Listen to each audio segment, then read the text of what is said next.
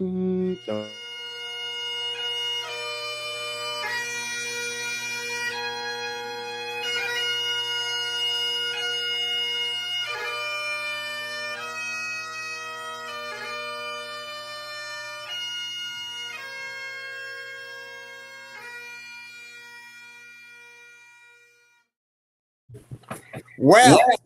everybody, this is Walker Chandler, the one of the co-hosts of Aids to Scouting. I have my train whistle here, but I really kind of need a bosun's whistle.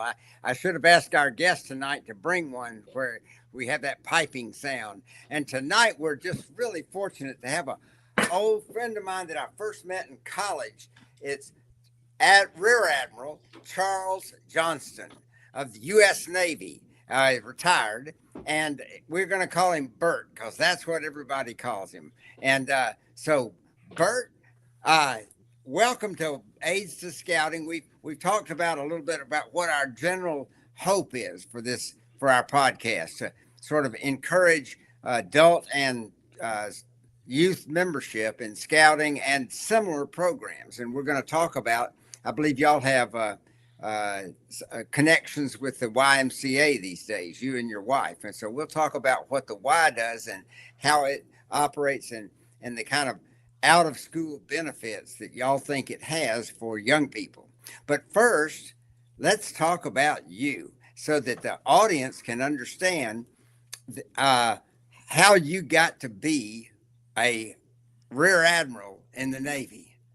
Have at it, Bert. Tell them. Well, thank you, Walker. First of all, it is great to be here. Thank you for asking me. I really appreciate the opportunity because there's so much of what you all do that is important. I think a lot of young people don't yet realize how important the role of scouting is and the role of being able to figure things out as you go. And we'll share and talk about that later. But as Walker mentioned, I'm a naval aviator, retired.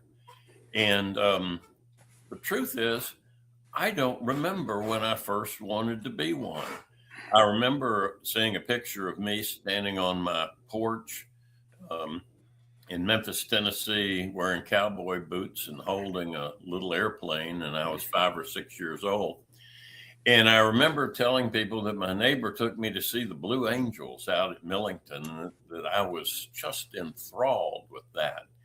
But while I remember telling people that, I no longer remember going to Millington. And so it's a little bit of a lost to me when I first wanted to be one, but I just knew that was what I wanted to do. I wanted to fly jet airplanes off of aircraft carriers. And How old were you when you sort of started wanting to do that? I must have been 10 or 11 years old, but like I said, I can't remember when I first felt it, Walker. I just know that's what I thought would be really cool to do. Oh, I'm sure. I'm sure that you have not changed your opinion either, have you? I have not. It was really cool to do. And anyone who's thinking of doing it, I encourage you to do it. And not for the reasons that I sort of wanted to do it. The reasons that I think you should do it are because it's such a selfless act. It's you're serving the country and being partnership with the other men and women that go in harm's way. And it just is such a wonderful feeling to be able to do something and not wonder, what's your motivation for doing it? You're doing it for the men and women of America. And I had so much enjoyment. Mostly I thought I missed that when I retired from it. But Walker had asked how I got into it. I'd always wanted to fly. I tried several times to get into the Navy, but I wasn't a very good student early in life. Like a lot of us, I wasn't quite sure what all this memorizing state capitals and other things would do. I did enjoy the Scouts, though. The Scouts were different. In school, they were teaching you these rote things, what are the state capitals, how you do this and that. But scouting What I remember about it is it taught me how to do things that were surprisingly different, that you just didn't know if there was really an answer or not. It was one of the best life lessons I've ever learned, and that is to give you the confidence that you can go into something and be given a set of constraints or a problem and then figure out what to do about that. And I didn't get that in school. It took me until my junior year in college. Walker and I were at UVA together, and I really wasn't really ready for school. I ended up going to another school later where I finally realized, okay, if you want to be successful in life, you have to study. And I and graduated and got into the Navy and got to fly airplanes and just absolutely loved it. And never looked back. So that's the history of how I got there, Walker. Oh, I remember when I was a child, we built a lot of plastic models. We get those kits. And I made a plastic model. I believe it was the Forrestal. And it had the little jet airplanes on it. And I've never flown in a fighter jet. And I imagine it's a real rush of raw power you've got to have a lot of raw power to get off the deck with that heavy thing. Yeah, it is. But, like with anything you do, I mean, if you're a brain surgeon or a lawyer, you just learn the next little step along the way, and then the next little step, and then that becomes commonplace, and then the next little step, and 3Gs turns into 4Gs and 5Gs, and this becomes that, and pretty soon you're doing things you never thought you'd do. And finally, when you get to be flying jet airplanes off aircraft carriers, it's not the excitement of pulling G's and doing all of that you like. It's the flying a great approach or flying good formation and doing things that you've trained to do. So everyone says, oh, it must have been great fun. And certainly it was. It really is fun on a wonderful summer day to go chase the clouds around. But you get used to that. And that's not the thing that really gives you the most satisfaction. Well, I imagine that just the working with all the ground crew, or I guess you call them ground crew on a ship. Sure. Yeah. Well, the deck crew. Yeah, the deck crew. Yeah. Yeah. And all that work, a lot of people, I know your friend David Kennedy helped make about an hour-long presentation of what life was like aboard a modern aircraft carrier. Right? And I think a lot of people don't understand, first, how big a complement of sailors they have aboard.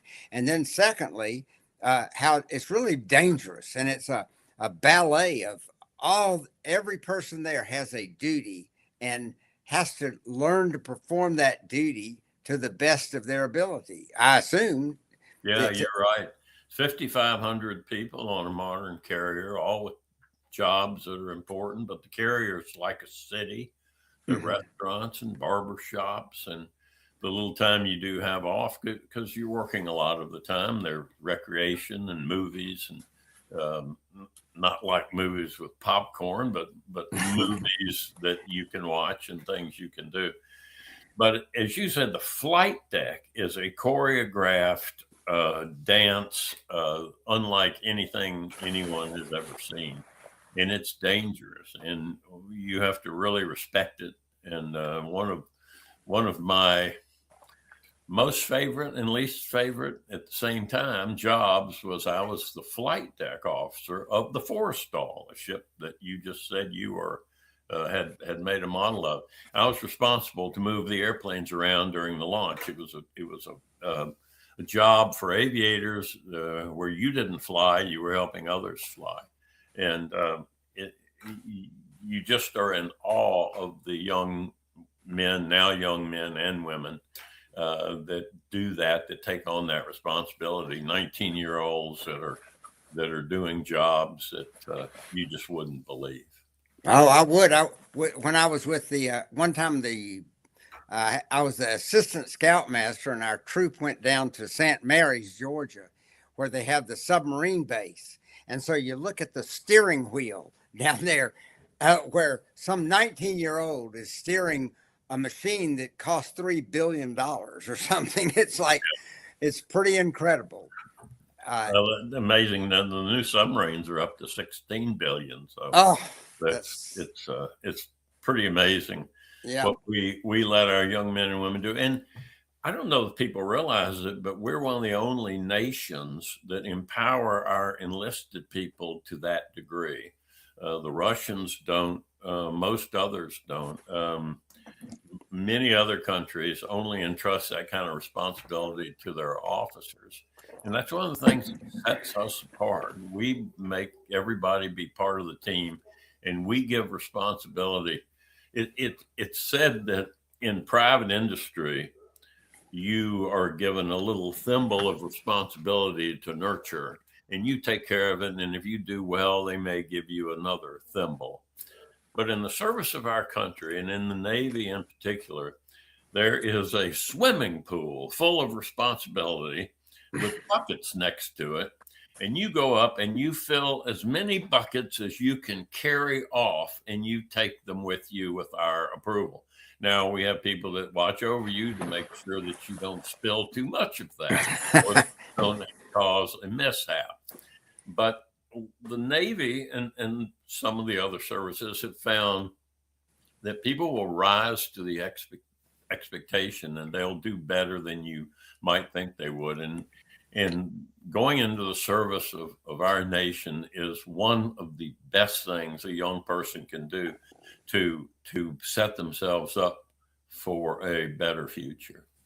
Well, it's interesting. The Scouts, Baden-Powell, and going all the way back, they determined that the wise thing to do was let the boys lead each other, and not just be, weren't just babysitting. You were patrol leaders and senior patrol leaders and 12-year-olds that took responsibility for their 8-man patrol or 8-boy patrol.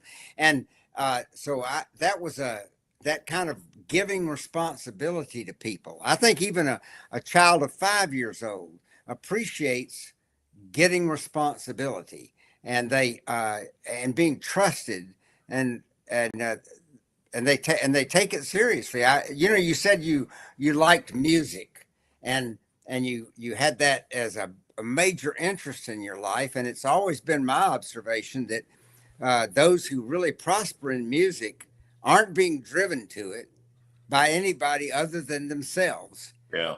And because they have to practice. You can't force a child to practice, but you can't stop a child from practicing either if they want to. And so tell us a little bit. I know we got some important subjects here, lots of them to cover, and might even have to have you come back to cover some of them. But tell me about your music for just a minute. Yeah, well, before the Beatles came out, for those of you that are anywhere near the 70s, there weren't a lot of bands. And I had a friend who had a cousin who had a brother who was in this wonderful, you hear all this, was in this wonderful band in Mississippi. Joe Frank and the Knights was the name of the band. Joe Frank became Hamilton, Frank, and Reynolds, and the drummer for Joe Frank and the Knights played for Paul Revere and the Raiders. They were a fabulous band, and my best friend's cousin was the younger brother and started to play the guitar, and we started a band in the early 60s before the Beatles came out. And when the Beatles came out, and I played bass guitar, we already had a year and a half head start on every other band that suddenly wanted to play. And we played all over the place. We played fraternity parties at Mississippi. We played at Ole Miss. We played all over Mississippi and Memphis, Tennessee, and just had a wonderful time. That's great. I got a new instrument. You guys want to see it? Yeah.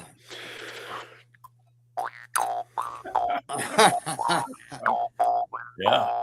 It's no train whistle, but I think it's cool. There you go. Well, since we're on the subject, I'll go ahead and do this anyways. I got me a new guitar too. It is a 1995 Ibanez Iceman Made wow. famous and popular by Paul Stanley of Kiss. Yeah. You know, Made a guitar for it. it seems like every guitarist I know never has enough guitars. Nope. They'll have 5, 10, I've got 20. And I got 4 I'm planning on getting soon. So do you still play music, Bert? I haven't picked up my bass. I have one in the closet, and it's a jazz bass. I played a Fender, and but I haven't picked it up in a while. I kind of miss it, but you know, you really need other people to accompany you. Having a band is a wonderful. It's like being on a sports team. You know, it's a group of you trying to accomplish a goal, or leading a Cub Scout group, and we had a wonderful time, and that was a lot of fun. That was my first experience with, well, you know, when we were younger, Walker will remember this. Nowadays, everybody plays on organized sports teams, and we had an organized baseball team, but there was no travel squads. It was all mostly you just got your neighborhood kids and went out and did pickup games, and that's what we mostly did. So if you wanted to learn how to be part of an organized team, music was good. Some organized sports was good, and obviously the Cub Scouts was fantastic. That's great. Tell me something now. You get into college and you start deciding you better start studying. Did you join the Naval ROTC while you were in college? I did, but they kicked me out because I flunked ship recognition.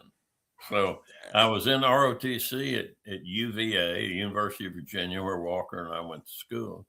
And they politely asked me to leave because I didn't pass the test on recognizing the silhouettes of different ships.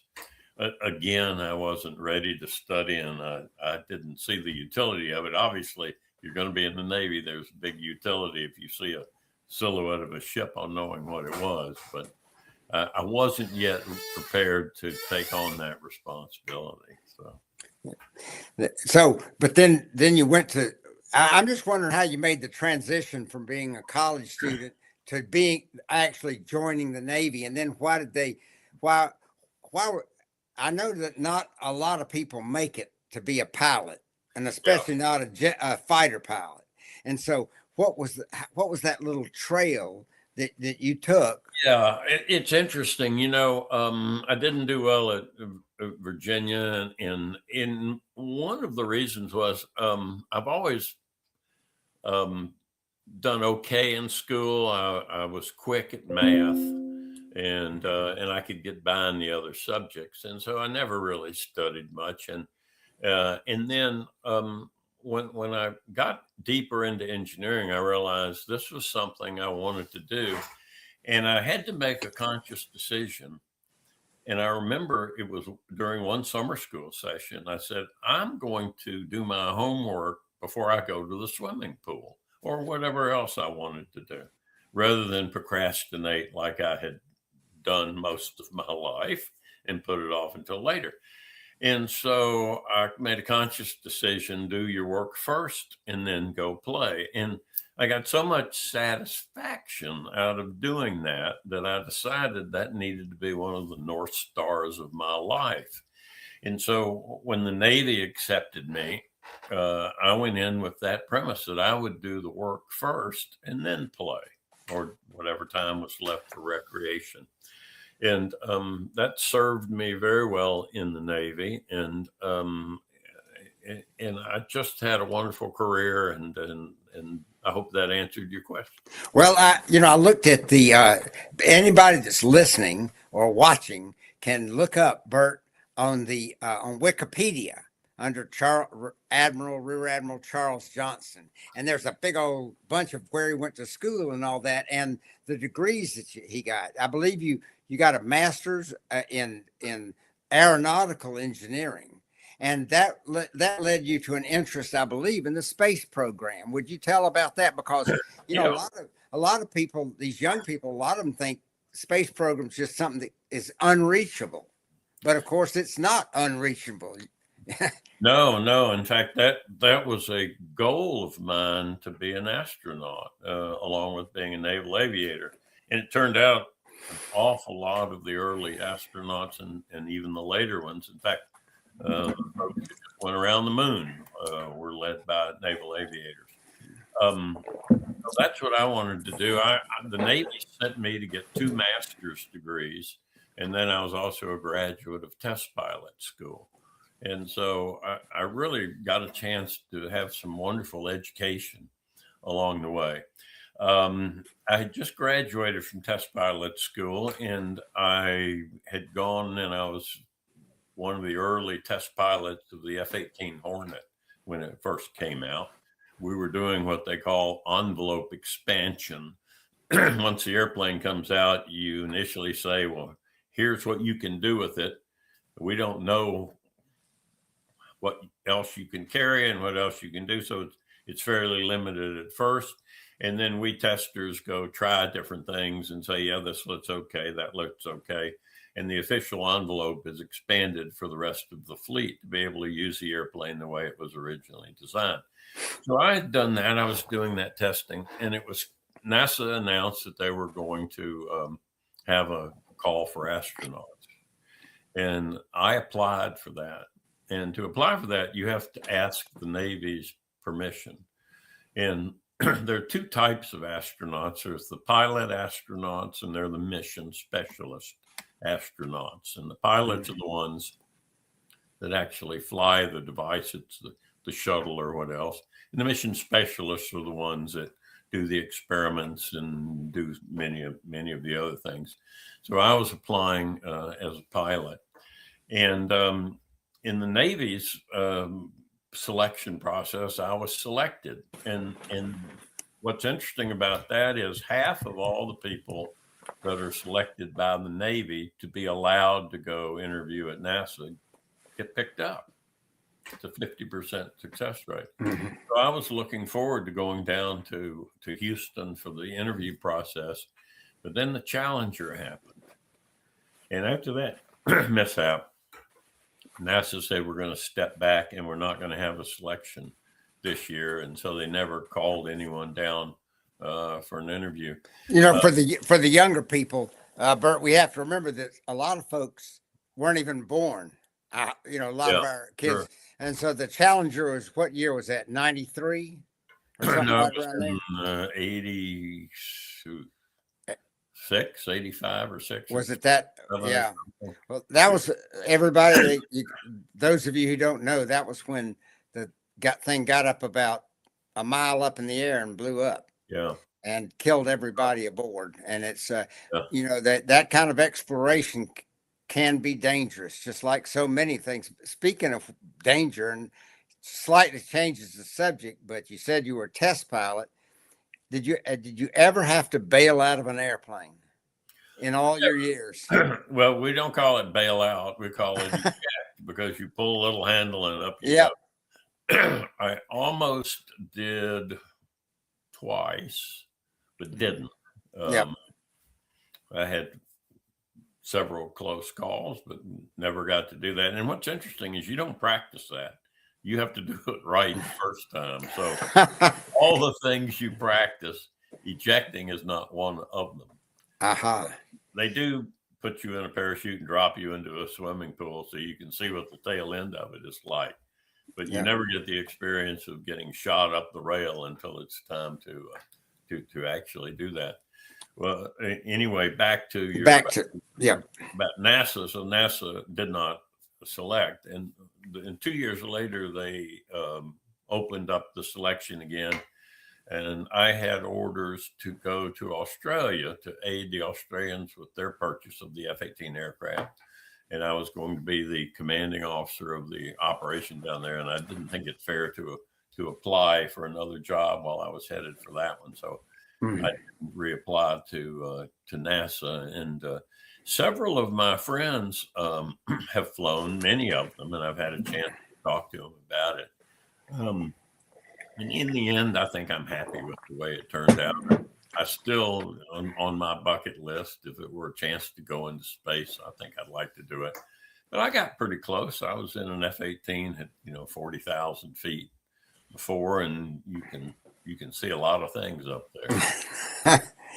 Oh man, those things. How fast does an F-18 go? I was literally about to jump on and ask the exact same thing. How fast can it go, or How fast can it go? It'll go Mach 1.2 or Mach 1.3 if you get it going downhill.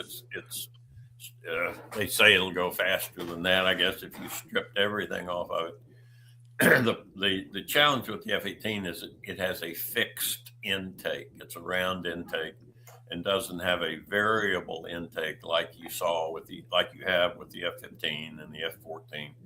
And a variable intake allows you to control the shock wave of the air as it enters the engine, and that allows you to gather more air into the engine, and more air into the engine gives you more thrust, and more thrust means more speed. So the airplanes like the F-15 and the F-14 will go Mach 1.8, close to Mach 2, but the F-18 is slower than that. Is Mach 2? Is that like 1,400 miles an hour? Right. Yeah. Okay. Okay. All right. Don't mock me. No. If it will go 1.8, how fast have you gone? That's what I got a chance during test pilot school. We did a trip out to see our brethren at the Air Force, at Edwards Air Force Base, at their test pilot school. And I got to fly in the F-15, which I got to say is my favorite airplane I've ever flown in. And I think we got going 1.5 or something like that, Mach 1.5.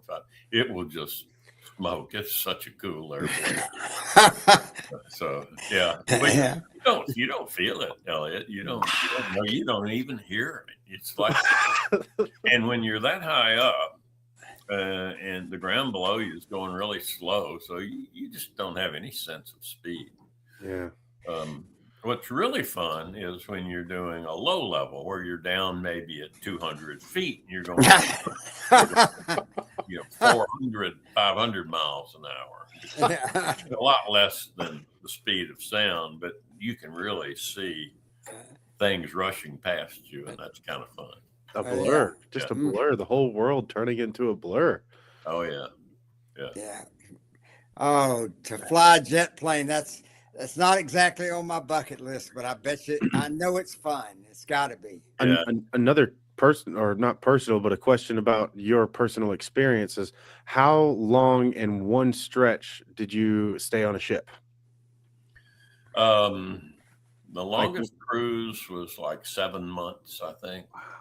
Now you pull into port and get off, but there was one part of a cruise when I was on the 4-star, we pulled into the Indian Ocean and went over 100 days without pulling into port. We'd get resupplied at sea, and that gets old, I guess. But you're doing a mission and you have a job to do.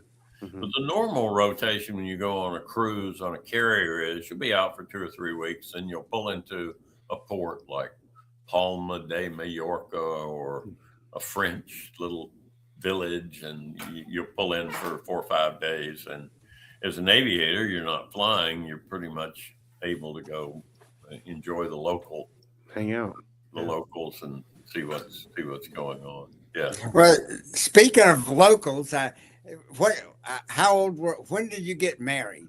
You're still married to the same woman, right? Yeah. We got married in 1972, and our 54th wedding anniversary is coming up next week. Wow! Congratulations. Thank you. She still has me, so I've kept her fooled all these years. So. Yeah. Kept her fooled.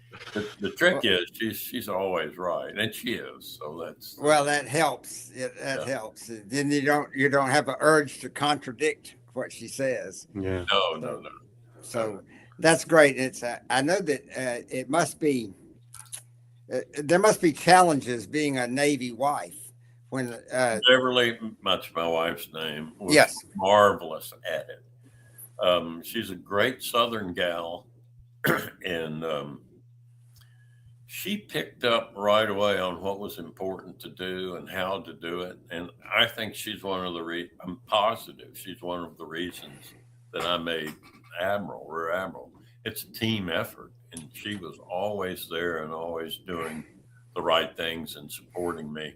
And back when I was out on aircraft carriers, we didn't have instant communication with our spouses. If you wanted to make a phone call, it might be $200 or $300 from port. Mm.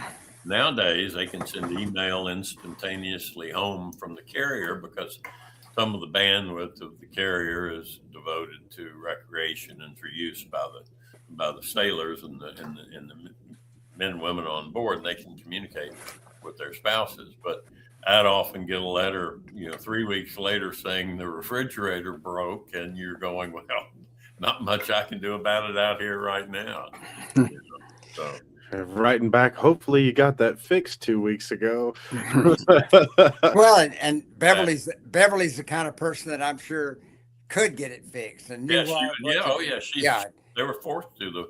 The Navy spouses, Navy wives. We didn't have women when I first started. There weren't women deploying with us. They came in the late '80s, and by the way, have done a marvelous job. They're exactly the kind of people you want. They're athletic, they're leaders, and they're doing great work. Beverly picked right up on that and did a marvelous job. Mm-hmm. To piggyback on what you just said, women in the military and stuff. The recent thing in Scouts, and we've talked about this ad nauseum on this show already, but I'll bring it up again because you brought it up for the military. Having girls in what was the Boy Scout program, but is now just the Scouting America program, I think has done leaps and bounds for just the lessons involved in being a young person. Doing these patrol method type things and going to summer camp and having to be on, better behavior, and honestly, in my opinion, if you've got to do that at camp, there's not just some secret boy place where boys could just be the boys and, say and do, nasty things or whatever it may be. Learning how to be on your best behavior all the time around young ladies, I think, is important. And in the military, moving along, and then you find out they're better shooters. They tend to be more organized, better communicators, and all these other things.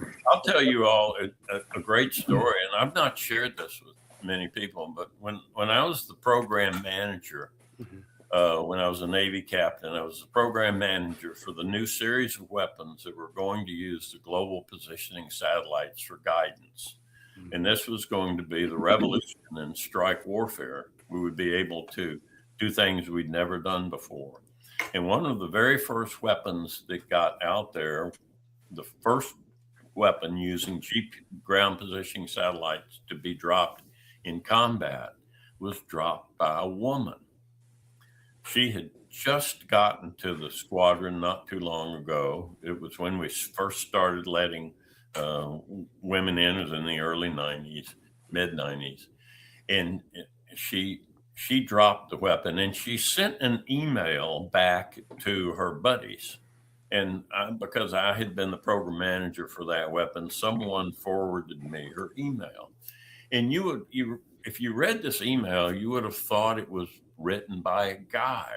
It was talking about how cool it was to take off and how the other squadron was trying to beat her to the rendezvous point, and she went fast to get there and was ordered into battle, and she saw it explode, and she knew she damaged the SAM surface-to-air missile site. And you're just reading the bravado of this letter, of this email, just thinking, this could have been from anyone. And it was about a year later, I saw a picture of her in the Navy Times magazine. She'd come back from cruise. Oh, and let me say this. We thought about making a big deal of that the revolution in strike warfare was started by a woman. But there were only 2 women in the air wing at the time, and it would have been easy for someone to figure out who was who. And so out of an abundance of caution, we didn't mention it.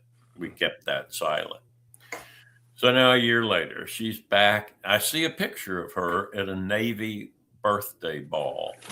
And back then and even now, women in the service are allowed to either wear their uniform or civilian clothes. And she was dressed in this gorgeous black cocktail dress, coiffed to the nines, looked like a model.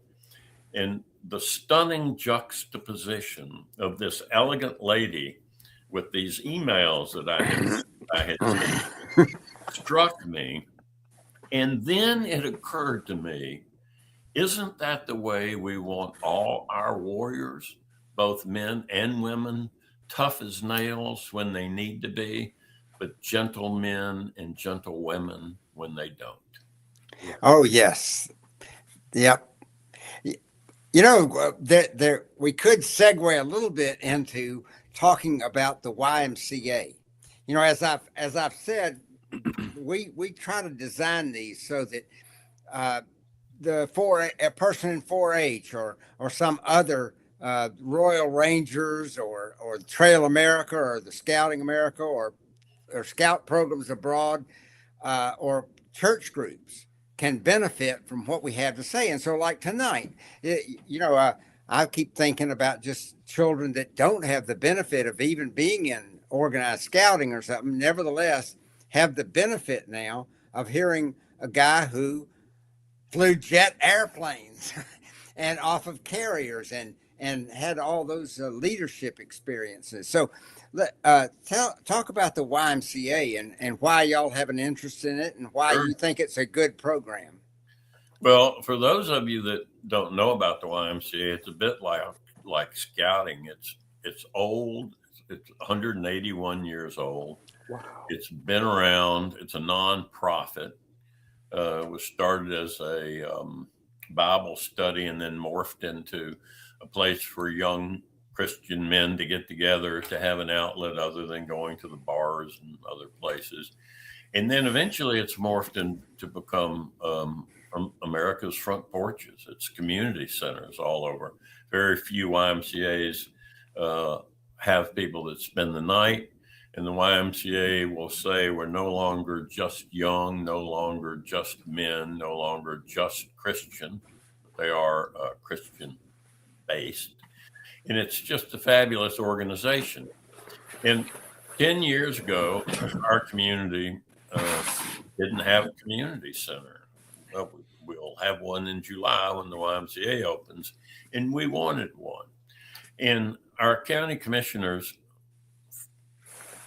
wanted to help the community, but they didn't want the overhead of running a community center, and they certainly didn't want to establish the programs, run the programs. And one of our county commissioners said, well, what about partnering with the YMCA? And the other county commissioners went, what's that? Completely little county, St. Mary's County in southern Maryland. And if you were born here, you may not have ever seen a YMCA.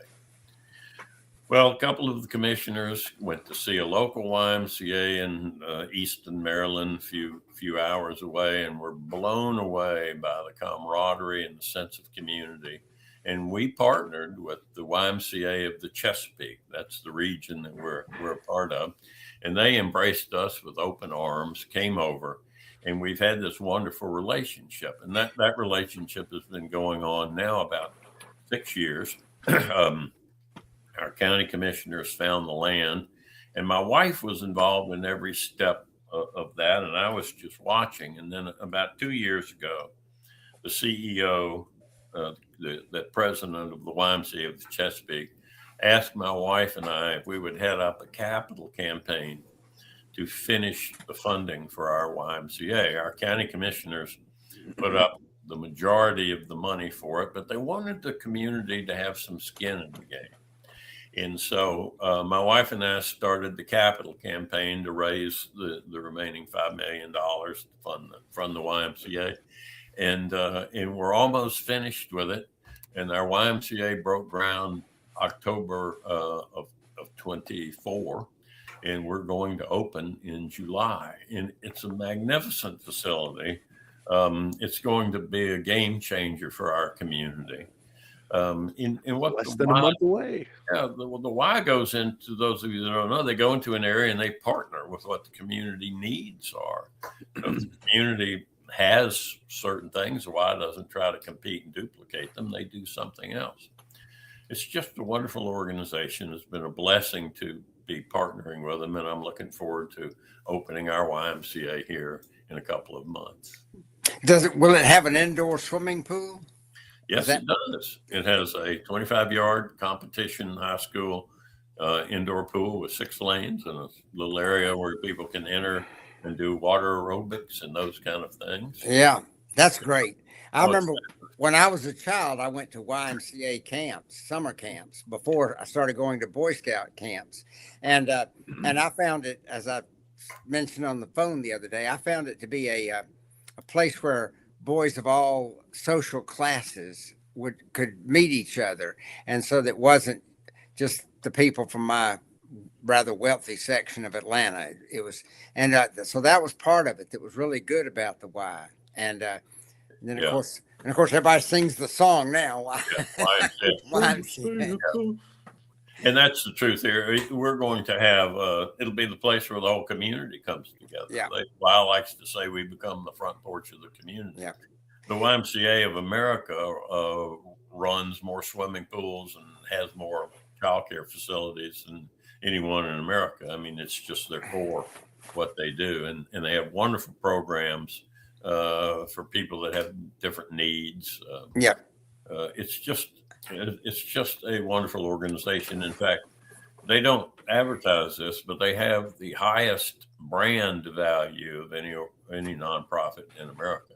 Mm-hmm. By the way, I was thinking, Elliot, you might want to see if we can put down some kind of a link to the YMCA or to his YMCA and their fundraising effort, just in case some multimillionaire thinks, boy, Bert's a great guy. I'm going to have to send him a bunch of money. Yes. And I hope they think the same thing about me, too. Yeah, that's right. Elliot's a great guy. Let's send him $50. Yeah. I'm just having fun. Well, that's great. Hey, all right, back to the Navy. How many different carriers did you serve on during your years? Well, I did long cruises on 2 of them. I was on the USS America for 3 cruises, my first tour of duty as a junior officer. And I came back later as a flight deck officer on the forestall.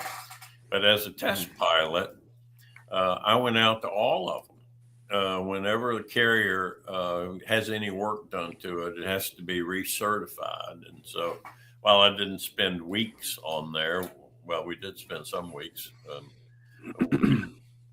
Before the carrier was allowed to take the full complement of the air wing aboard, we in the test community had to go out and recertify it, make sure the catapults were calibrated, make sure the landing gear worked, that the landing system was operating properly, and all the different equipment that's used to help people get on and off the carrier. So I got a chance to see them all, and of course that was many, many years ago. They're all in mothballs or turned into razor blades by now. Yeah, I went on that I forget the name of that film that Kennedy helped with, or he was the executive director or something. But it showed the catapult room, and boy, that looks dangerous. You know that, and it's what is it? Powered by steam, I believe. Yes, the old ones were. The Ford has an electromagnetic catapult, like the rides at Disney World, that sort of move it around. And what was interesting is using electromagnetics to move a magnet along the way by changing the magnetic impulse right ahead of it and pulling it on. That was pretty well recognized, but to do it on the scale that's needed to launch a 50,000-pound airplane from 0 to 150 miles an hour in 2 seconds. That was about 10 times, maybe more. I can't remember, but it was well beyond any application they'd ever used before. So it took a lot of work to get the Ford up and running, as it does with any new technology, and the landing gear the same way to get that working. But it's out now. I think the Ford just got back after an 11-month cruise. I think that's how long they were gone. Epic.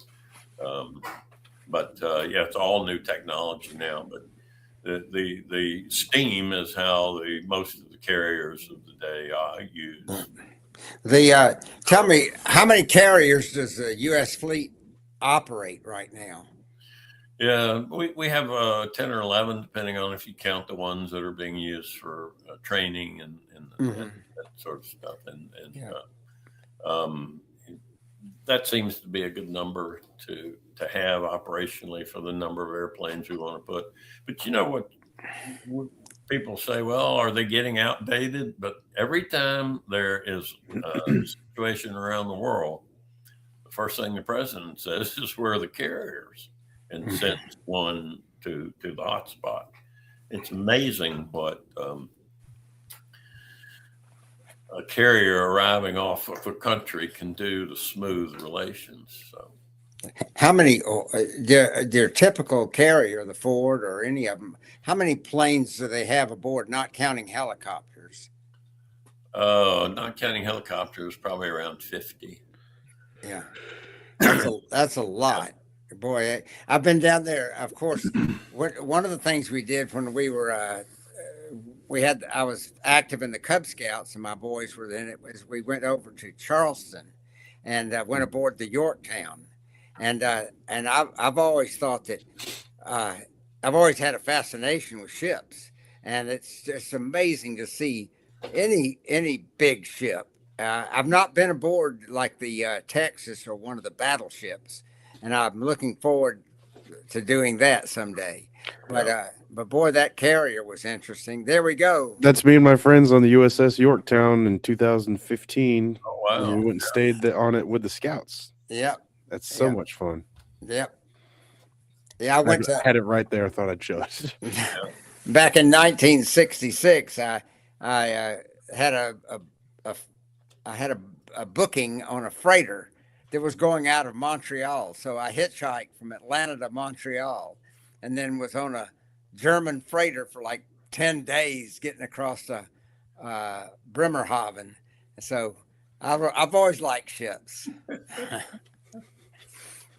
course, down in a ship that size, you can feel the sea a lot better, I'm sure, than you can on a carrier. Yeah, a carrier doesn't move. It's designed not to move much.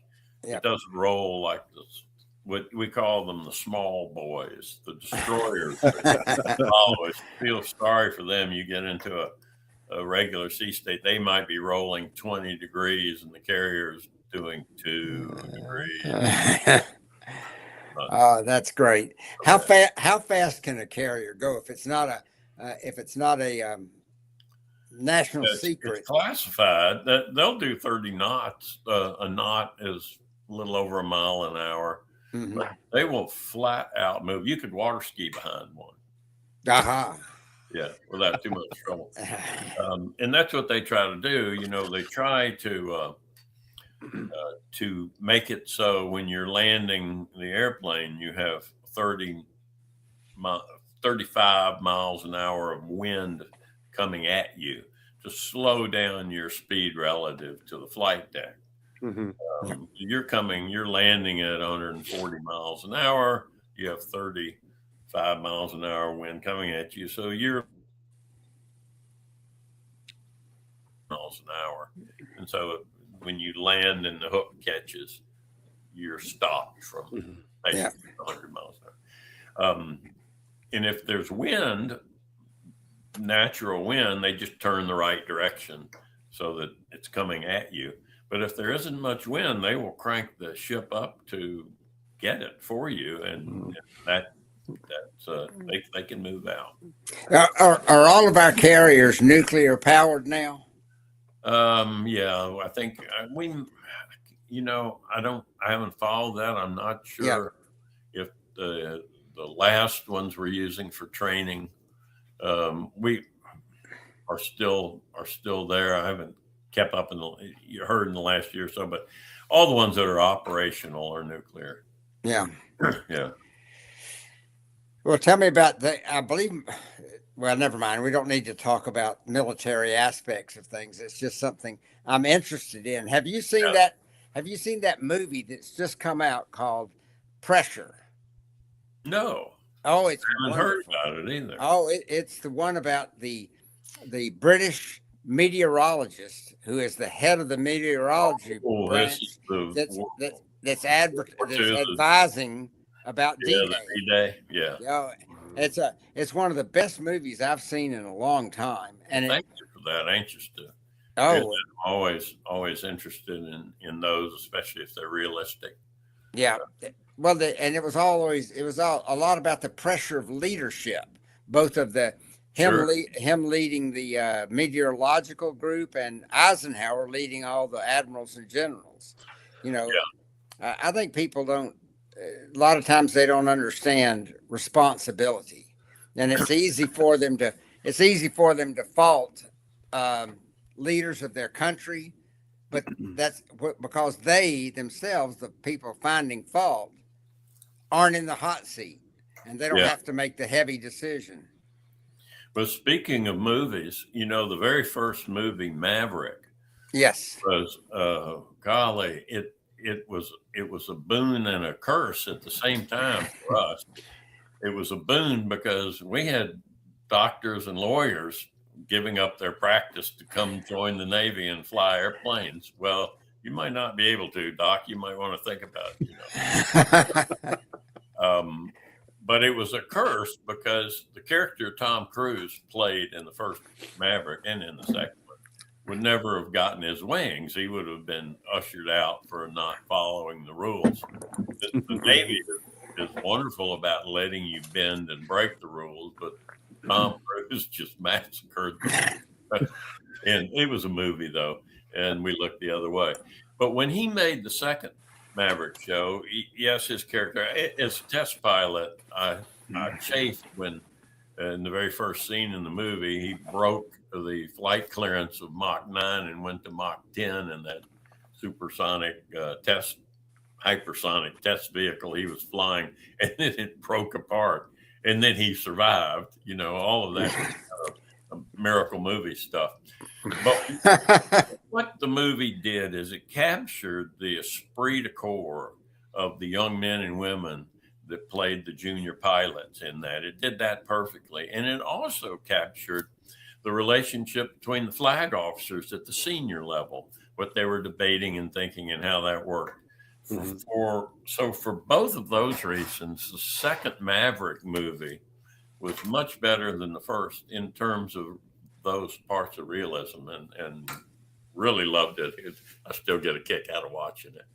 Well, I was at my club in Atlanta, the Burns Club of Atlanta, and our speaker spoke about Braveheart, the movie Braveheart, and the historical, and she was saying how it was inaccurate historically, costumes, everything, all these things were inaccurate, but right at the end of the lecture, after she had proven her case, how all these inaccuracies, she said, but look what it did.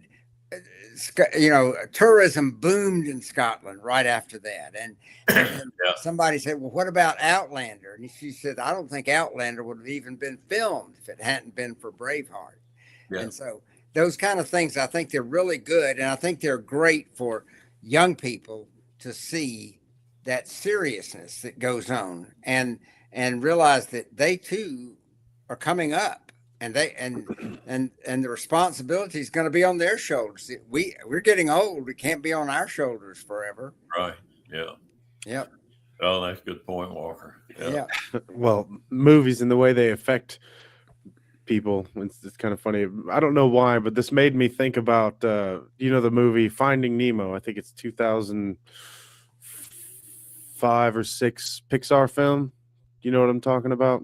Mhm. With the clownfish and the blue tang fish. Sure, Well, yeah. what that did when that came out, a lot of people started getting into saltwater tanks and getting those Ocellarius clownfish and the blue tang fish like Dory. Um, and it kind of, people don't know how to take care of saltwater tanks because it's not just your regular, goldfish bowl or anything like that. But on the other hand, what it did was it got a lot of young people really interested in oceanography and the conservation of all the marine life and that kind of thing. It Yeah. did both things to my class of people. A lot of people really wanted to get their own Nemo fish at their house, but a saltwater tank is crazy expensive, and they're Yeah. some parents gave in, and then a lot of pet fish died for nothing, But on the other hand, there's other kids that got super interested, and I was one of them. I got really interested in oceanography, made me take the oceanography merit badge in Scouts, and I was super into it. I thought it was really awesome. Great So stuff. yeah, for those of you that are wondering, this is what the oceanography merit badge looks like. Okay. It has the trident there. Yes, The, yes, Neptune's trident. Well, Bert, I imagine too that when as part of all your training, you had survival training and Oh my escape gosh. and evasion training and all that sort of Yes. stuff. Yes. I had to go to Maine in the late fall and avoid capture in the woods. And then eventually you're captured and they make you go swimming in the people's pond when it's really cold. And they come up with all these names and they try to break you. And it's really wonderful training. You don't appreciate it while you through it, of course. Yeah. But yes, we had to do all of that, all part of the training. Yeah. Yeah. Sorry, go ahead, Walker. No, go ahead. I was going to ask you, Bert, if you had some words of advice to some young people that are thinking about getting into the scouting program. Could you give any words of encouragement or discouragement? Tell them why they shouldn't. I would say what I love about Scouts, I didn't realize the benefits until much later in life. And that is this: Scouts puts you in situations that aren't rote, that aren't canned, that aren't pre-described, that come at you and you're not sure whether there's an answer or not. In most of the exercises you do in school, there's going to be a right answer. They're trying to teach you a particular lesson, a particular thing about something, and they're doing that with an event that has a lesson that goes that direction. And that's good for school. School should do that. But I don't think school does enough of training you for real life in the fact of putting you in situations that may or may not have an answer, where you have to do the best job you can, work with other people, and figure out what you should do and get the confidence of knowing that you can do that. And for those of you that want to be better in life, and that is a skill you absolutely need, and scouting and other programs that provide you those opportunities to lead and to do things that are unusual and strange, like it's like playing sports. It's life lessons that you will never forget. And if you don't learn them early now, they're harder to learn later. And so I would encourage all of you to think of school as great for what it offers, but understand and appreciate that when you need to work in the world, you need more than that. Yeah.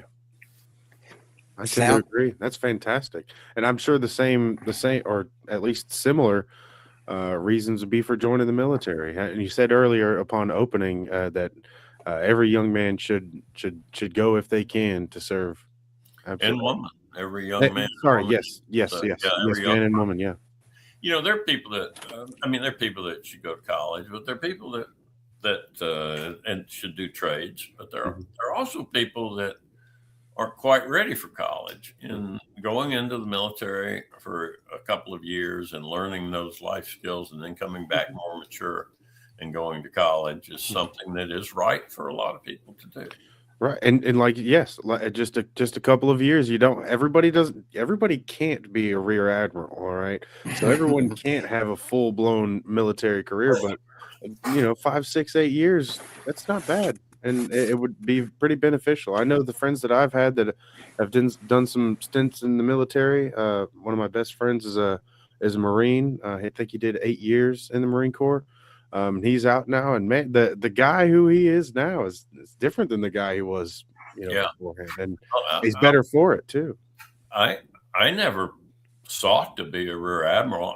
I thought I'd be lucky to be a captain, which is in the Navy. That's like a colonel in the Army. Mm-hmm. That's a pretty noble rank. Yeah.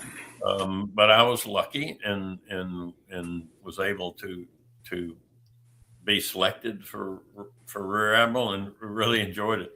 And I'll tell you what I really enjoyed most of it, if we have time, to just one final thing. Yeah, please. The Navy's heritage is autonomous ships at sea. Mm-hmm. It's what we did years ago. You tell the captain this is roughly what we need, and off they'd go, and you'd not be able to communicate with them. Nowadays, that's not the case, that you can communicate with anybody everywhere. But the heritage, the Navy still prizes autonomy and still prizes initiative. And in almost every Navy instruction, at the end of the instruction, somewhere it says, and you have to follow this instruction unless waived by a flag officer, which is an admiral. And one of the things I enjoyed most about being an admiral was when people would come up to me and want to waive some rule that I had the ability to waive, that I knew was common sense, and I knew why they were coming from it. And I must have done this 10 or 12 times, and bless their hearts, everybody that came to me had probably gone through their subordinates, and anyone who had a poor case wasn't allowed to come press it up the line, the chain of command. Everyone I saw, I said yes to, and I had so much fun doing that, bending the rules where it made sense to do that. So that was one of the things I miss most about being an admiral in the Navy. Well, most rules, like the ones that were probably bent, they were there for a reason, and this particular situation did not have that reason. Absolutely right. And you have to be comfortable and confident enough that you can figure that out. And I always was comfortable. I loved being in command. I never sweated, worried about any of the decisions I made. I always did it based on the best knowledge I had, and then knew that if it were wrong, we could change it. So that was great. I always heard that one of the strengths of the Marine Corps and the Army was how if you killed off the officers, the non-coms would take over and act competently. Yeah. And right. So it wasn't like some armies where if you decapitated knocked off the officers, the men didn't know how to do on their own. Right. And so and giving people responsibility, even like scouts, you have an assistant patrol leader. And if the patrol leader's not there, the assistant is the one that takes charge, and so another thing I like about the scouts and I like about the military is that code of honor that you have. And the military has that too. And it's often, I think, sort of ignored, that duty, honor, and country background of the officers and the men in the service. And of course, the reliance on each other is, that complicated ballet out there on the flight deck. It's you got to be able to rely on the other people out there. Absolutely. And they have to rely on you. And so that's a heavy thing for an 18 or 19-year-old to come to realize, I'm sure. Yeah, they do it so well, though, Walker. Any American who gets a chance to see how an aircraft carrier operates and what the young men and women are doing on it will be justifiably proud to be an American. That's great.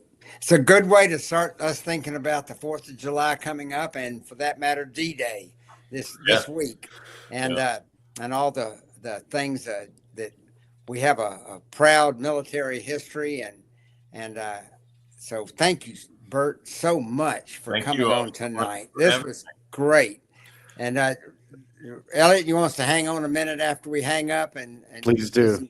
All right, we'll hang on just another minute here, Bert. All right, thank you again.